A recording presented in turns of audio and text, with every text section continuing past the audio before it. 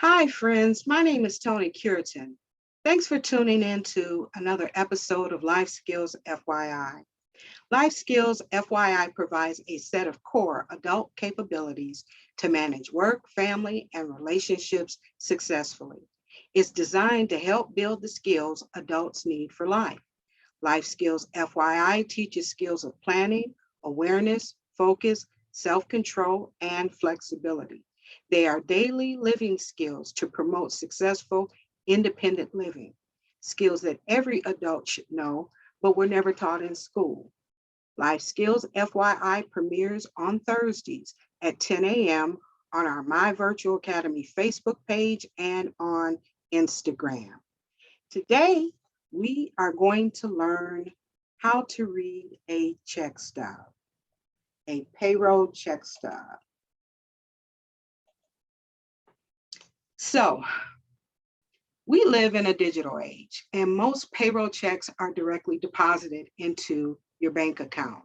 In fact, most people conveniently have a phone app that alerts them when their payroll check hits their account, as well as shows them the deposit amount.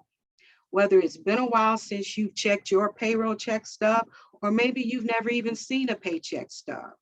The important thing is you need to understand the information that your check stub contains. Learning how to read your paycheck stub can help you be better at tracking your income. Once you understand the layout and terminology of your paycheck stub, you can accurately track how much money you earned, how much money you took home, and how much of your earnings were given to any withholdings or taxes. Keeping a careful record of your earnings will help you improve your overall personal finances. So, what is the purpose of a paycheck stub, you ask? Well, first of all, it's your first confirmation that you were paid and you were paid correctly. By quickly looking at your check stub, you can immediately see how much money is being deducted each week. This way, you can ensure that not too much is being taken out. It's also proof of income if you want to apply for a loan or any form of credit. When you apply for credit, purchase a car, credit cards, trying to get an apartment or a mortgage, they'll ask you to provide proof of your income by submitting 3 months or 6 months of payroll check stubs. This is also how creditors as well as employers determine whether or not the amount you say you earned on your applications is actually what you earned. So, what information can be found on a pay stub? Well, a paycheck stub summarizes how your total earnings were distributed. The information on a pay stub includes how much was paid on your behalf in taxes. It shows how much was deducted for benefits, and it provides the total amount that was paid to you after taxes and deductions were made. If any of this information is incorrect, you should contact your payroll department or your human resources department to correct these mistakes, because it can affect how your deposit goes into your account. Paycheck stubs are normally divided into 4 sections: personal and checking information, or personal and check information, earnings, deductions, and withholdings. So under the personal and check information, you will find your name, your social security number, your address. You will find your filing status, married or single, as well as the withholding number that you recorded on your W-4. Under the earnings section, it will show your earnings from the pay period, plus it will also include any overtime hours. It will also show your pre-tax deductions, depending upon what kind of benefits you receive. For example, a health insurance program or retirement contributions, that will come under this section. Under the deduction section, it will show any additional deductions that might be taken out of your paycheck after taxes, such as group life insurance or disability insurance. Under the withholding section, this refers to the money that your employer is required to take out of your paychecks on your behalf. This includes federal, state, and maybe even local tax payments, Social Security payments, unemployment insurance, and workers' compensation. Each pay stub will differ and look different from company to company because they determine what information they're going to include on your pay stub. Here is an example of what a pay stub should look like and the information that you'll find on it. We'll go through each of the sections. In section 1, up at the top right-hand corner, this section will show the beginning and ending dates of the payroll period and the actual pay date of your paycheck.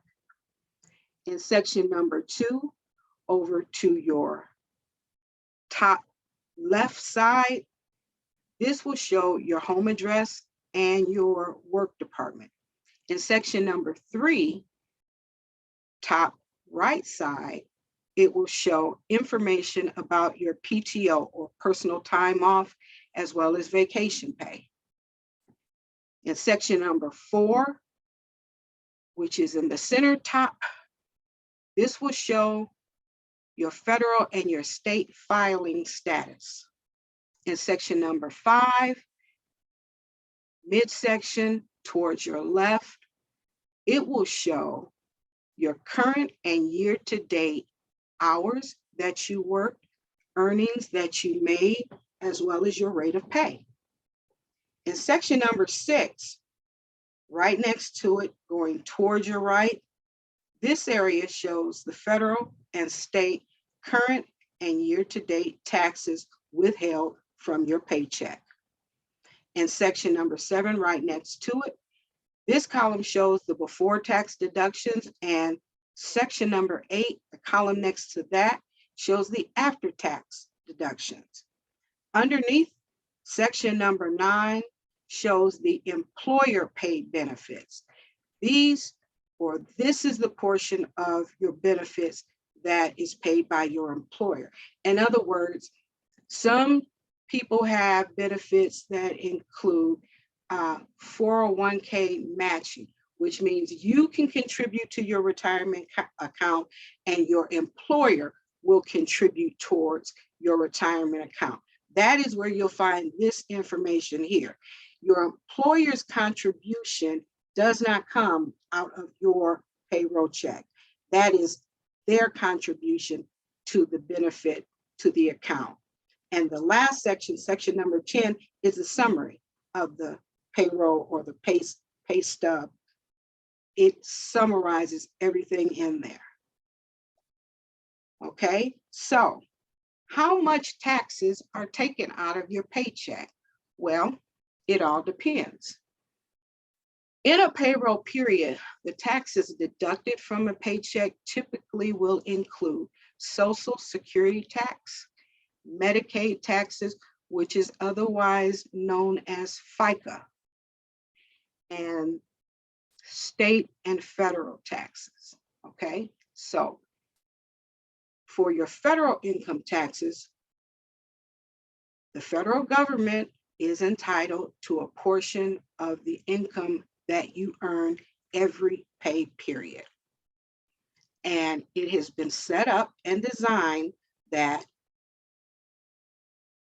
your employer will deduct those taxes from your paycheck and submit it to the IRS directly.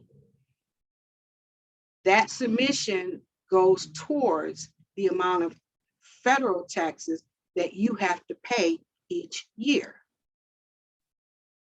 Same with the state and possibly your city taxes.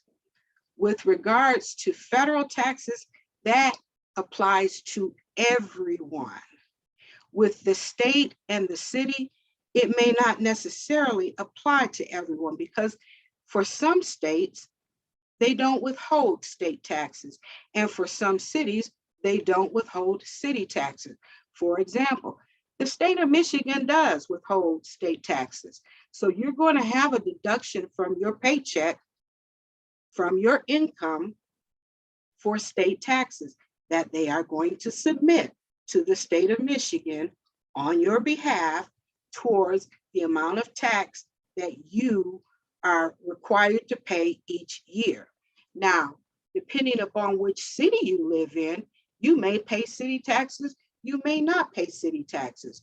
For example, the city of Detroit requires city income tax to be paid to Detroit. So if you live in the city of Detroit, you pay Detroit income taxes. And even if you don't live in the city of Detroit, but you work in the city of Detroit, you pay non-residential city taxes to the city of Detroit. But there are other cities in the state of Michigan that don't require city income tax. So if you live in Hamtramck or Highland Park or Southfield, you may not have to pay city taxes to your municipality. So you won't see a deduction for that on your payroll check stub. Okay, Social Security tax and Medicaid tax. Medicare, which is FICA. It has been designed and legislated that everyone pays Social Security tax. And the government will take out 6.2% from your income to contribute towards that. And then your employer will also match a 6.2% payment of Social Security tax on your behalf to your Social Security account. The purpose of this is to provide you with retirement income. Once you reach the age of 65, you're supposed to be able to retire. And they've designed it so that for every job you've ever worked, they've taken this contribution out from your income, and then your employer contributes a matching portion towards your Social Security, so that when you retire and you don't work anymore, you now have a monthly income that you can use to live off of because you've contributed into this fund from the very first job that you've ever had, so that it'll be there ready for you. The same with Medicare. Medicare is health insurance for people who are 65 and older. And out of your paycheck, you contribute 1.45%. Your employer matches that 1.45% and contribute it towards your Medicare health insurance account, so that when you reach retirement age and you retire, you now have money that will cover hospital expenses, medical expenses, surgical benefits, prescription drug. You will have a fund that you can utilize to help pay for these expenses that you incur once you reach the age of 65 and are no longer contributing to a regular healthcare program provided by an employer. So then there are other deductions. And under the other deduction category that will come out of your check depending upon your job, you have the option of putting money away for retirement, for insurance, time off, paid days off, debt that you owe.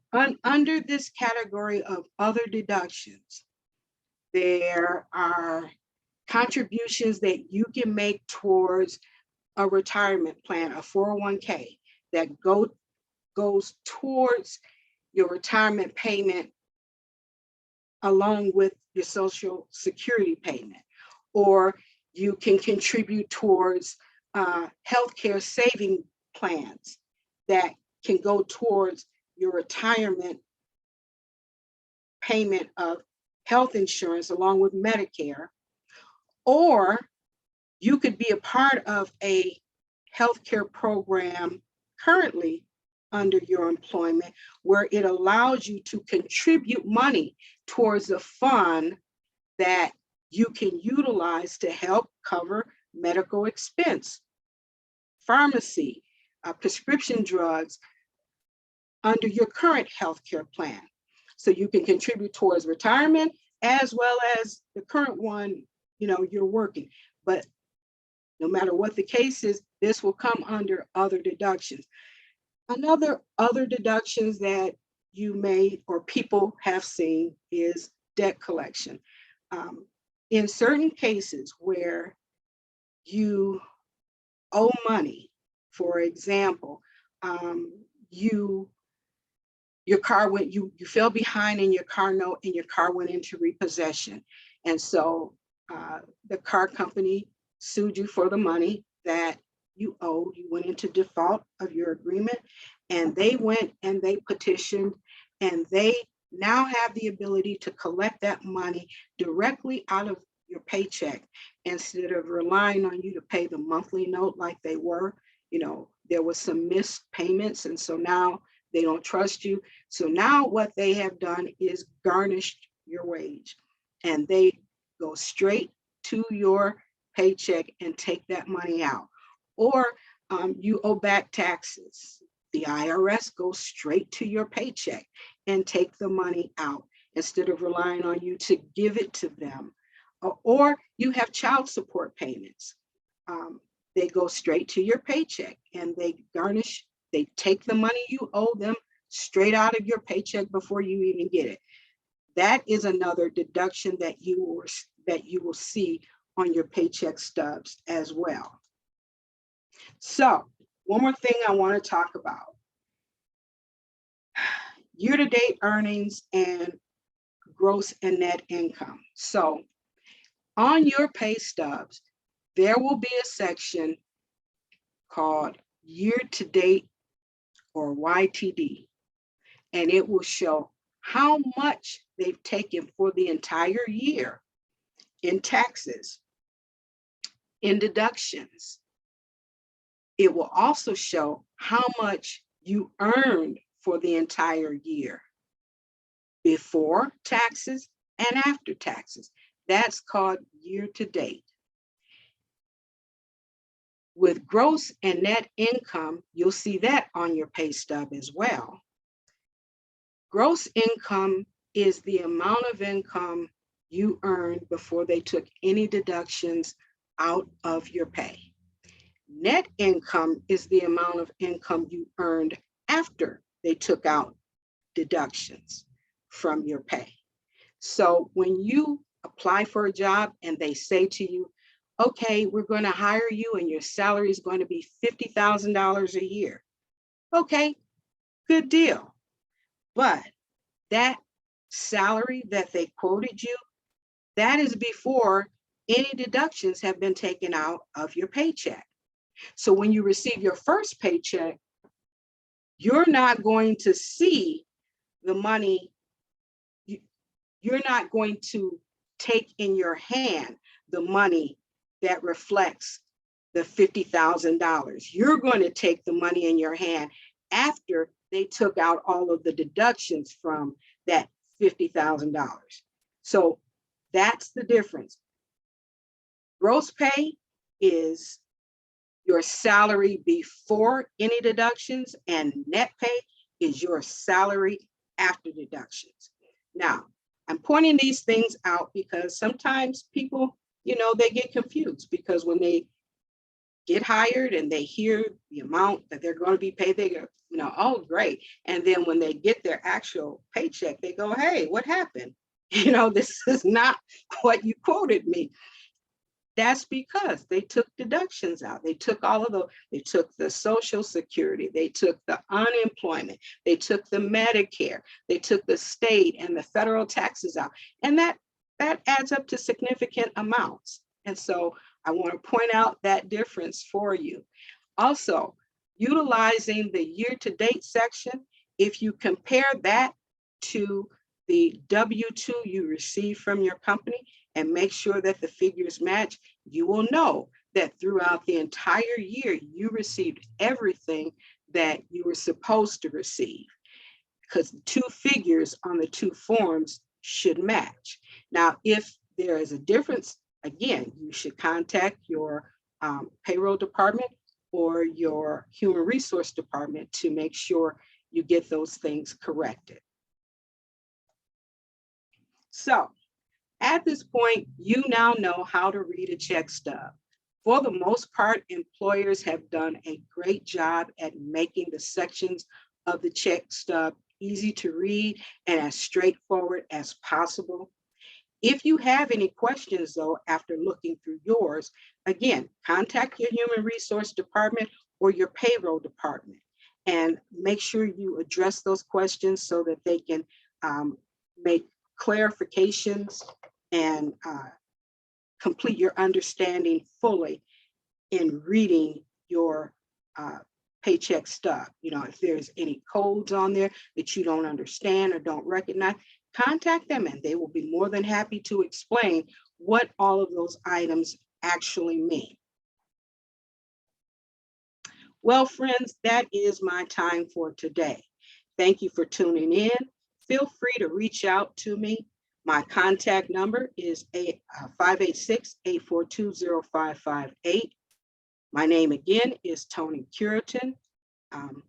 I'll see you next time for more Life Skills FYI. And remember to always adult responsibly.